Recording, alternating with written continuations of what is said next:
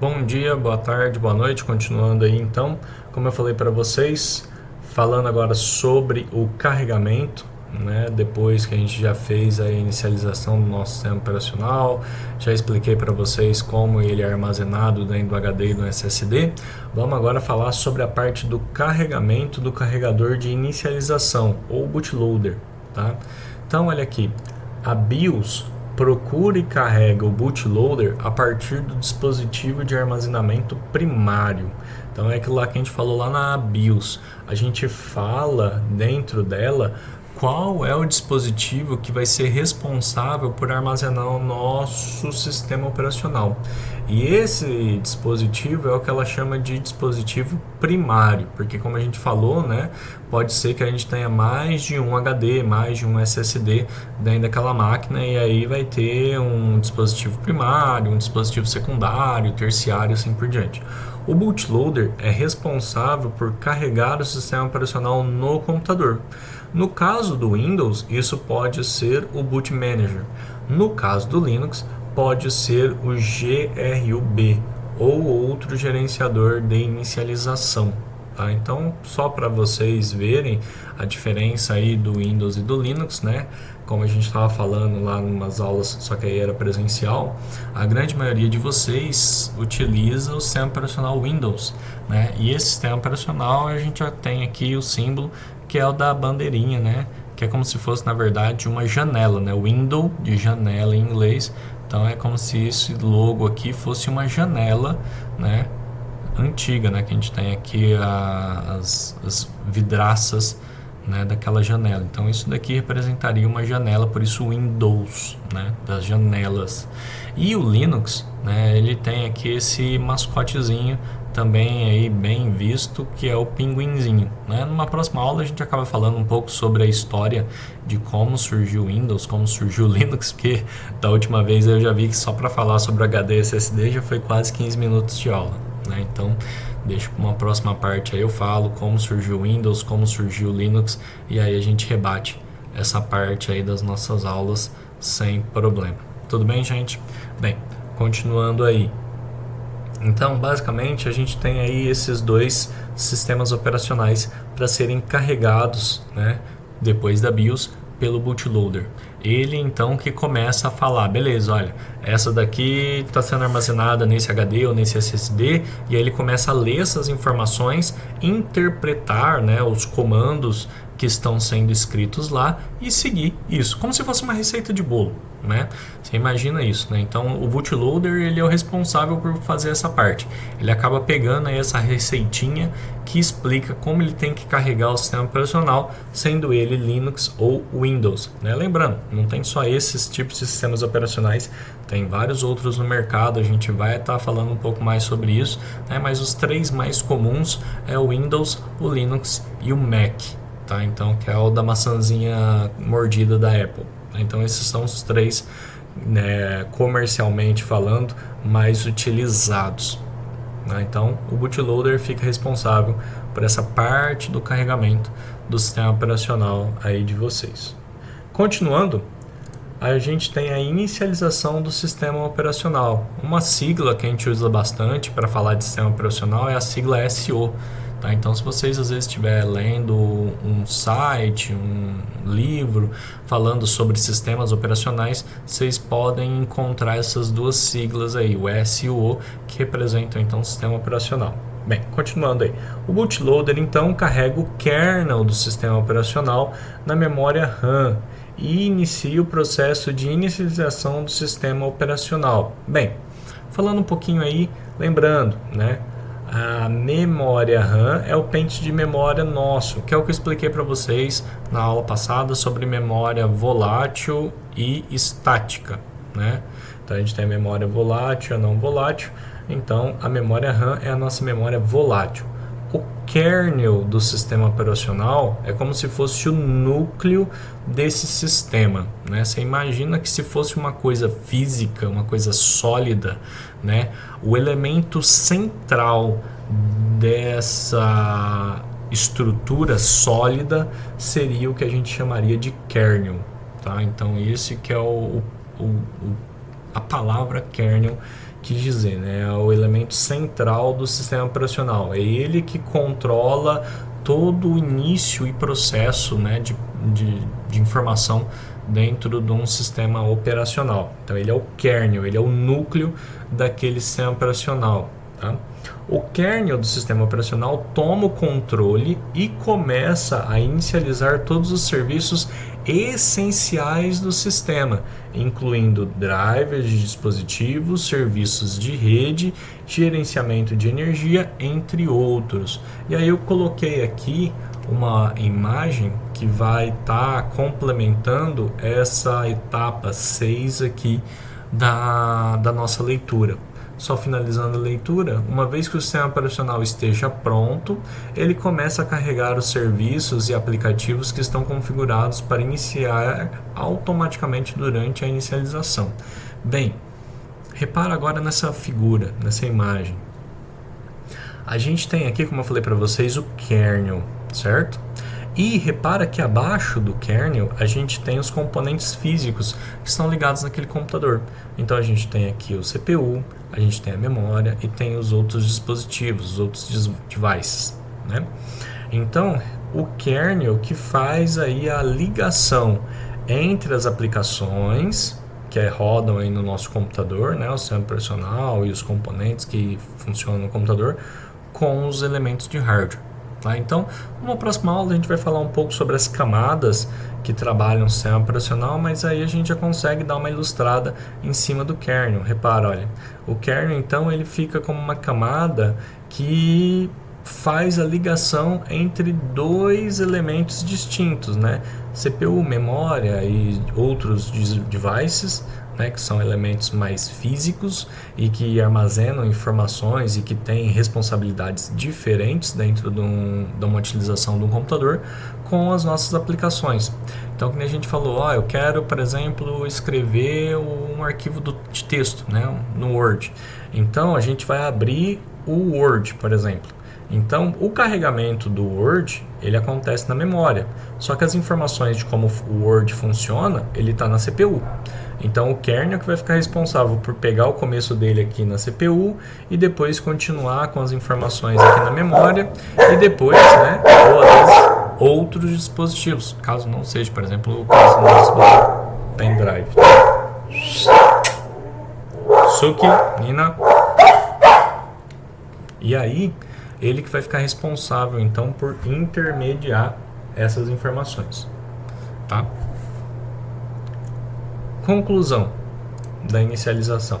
Depois que todos os serviços e aplicativos tenham sido carregados, o sistema operacional estará pronto para uso.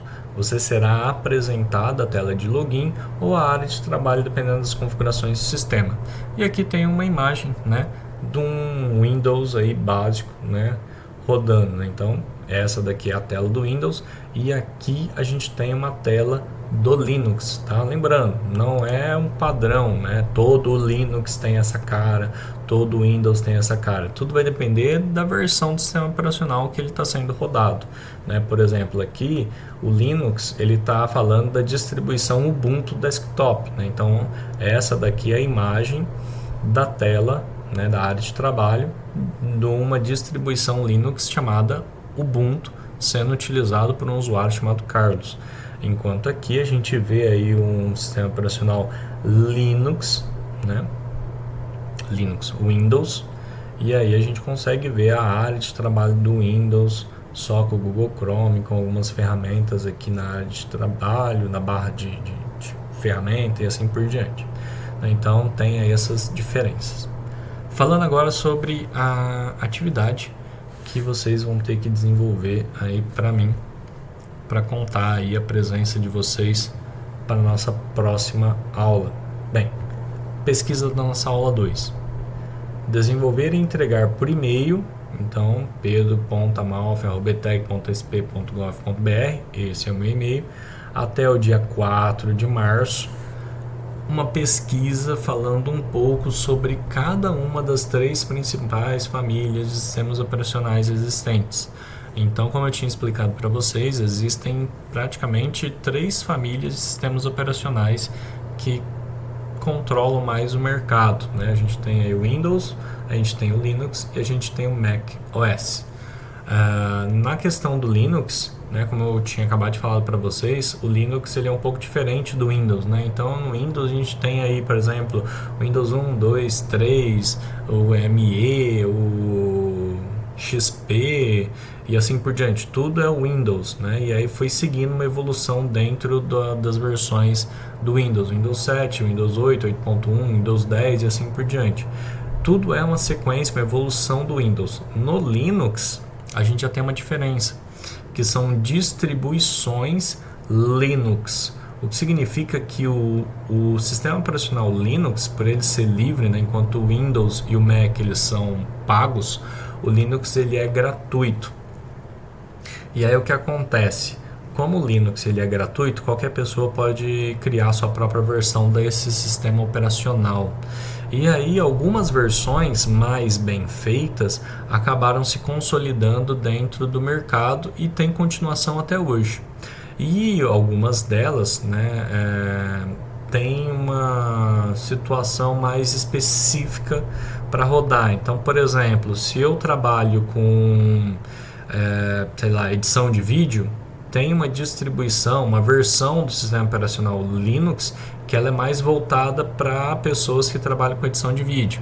Se tem uma pessoa que trabalha mais com segurança de informação, tem uma versão do Linux que roda ferramentas que são voltadas à segurança de informação. Eu sou um usuário mais comum, tradicional, então tem versões Linux muito parecidas até com o sistema Windows que são voltados então para esse público. Então, como tem um monte de versão de Linux, cada uma delas voltada para um determinado segmento de usuário, então eles chamam isso de distribuição.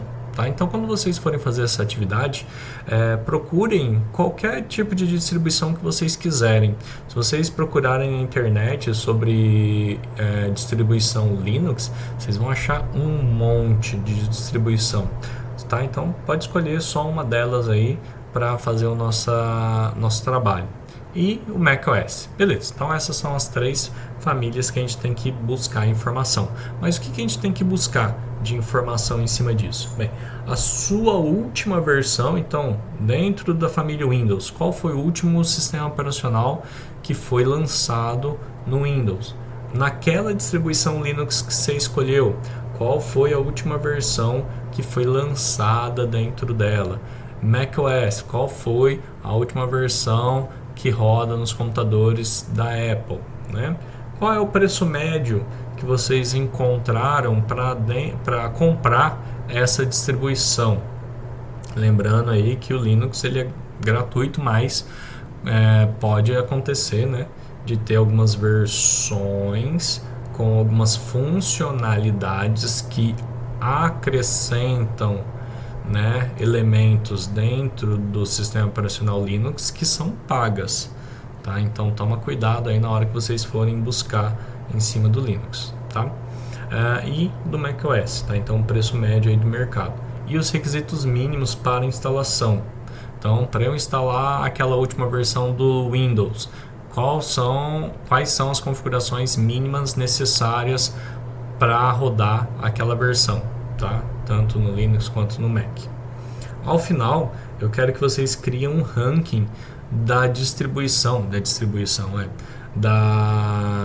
família de sistema operacional que vocês acharam mais baratos para os mais caros. Então fala, por exemplo, dessas daí o Linux ficou em primeiro lugar como a mais barata, o Windows ficou em segundo e o Mac em terceiro, por exemplo, né? Então fala aí qual foi a classificação, né, a colocação, o ranking de cada uma dessas dessas famílias. Oh meu Deus, eu fico lendo aqui distribuição, eu fico falando isso, das famílias de sistemas operacionais. Depois faz o mesmo ranking, só que agora para recursos de hardware. Qual dessas três famílias, né, usando aquela versão que vocês encontraram, precisa de mais recurso e o que precisa de menos recurso? E aí você faz aí a mesma coisa, faz um ranking. Então do que precisa de menos recurso, por exemplo, o Mac ficou em primeiro, Windows em segundo, Linux em terceiro. Bem, Então, dependendo aí da distribuição Linux e dos recursos que vocês encontraram, vai gerar um certo ranking, e aí eu quero que vocês façam isso daí. Tá? Então a gente tem aí, para finalizar a pesquisa da aula 2, essa briga entre essas três famílias de sistemas operacionais: Linux, Windows e Apple. Tudo bem, gente? Então eu encerro por aqui a nossa aula e deixo aí esse tempo para vocês fazerem essa pesquisa, desenvolverem ela, desenvolver ela e mandar para o meu e-mail aqui até o dia 4, até antes do dia 5, tá? Manda no meu e-mail. Vale lembrar que a atividade da semana passada, da primeira aula, já foi postada lá no canal de vocês e já pode estar acabando o prazo, dependendo do dia que vocês estiverem assistindo esse vídeo. Tá? Então, cuidado, não deixa a atividade atrasar, é uma por semana, tudo bem? Então, até a nossa próxima aula e tchau!